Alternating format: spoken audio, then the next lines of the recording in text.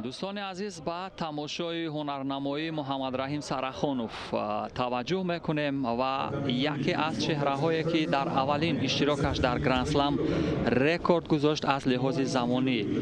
در کوتاه‌ترین فرصت حریف از کشور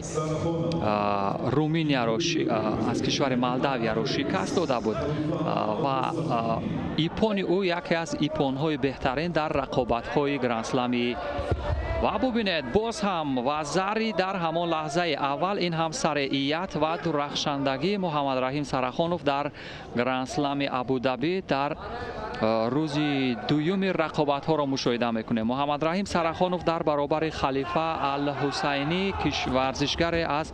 کشور میزبان رقابت میکند و زری عوضت ایپون این هم سرعیت در هنرنمایی ورزشگر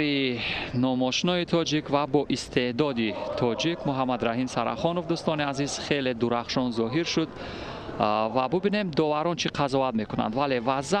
وزری عوضت ایپون با تعبیر دیگر محمد رحیم سرخانوف در دور اول خلیفه الحسینی را از صد راه برداشت با مرحله دومی رقابت ها می رود. در دور دومی رقابت ها باشد با ویکتور سترپوک ورزشگر از کشور مالداویا رقابت خواهد کرد. یادآور میشیم که در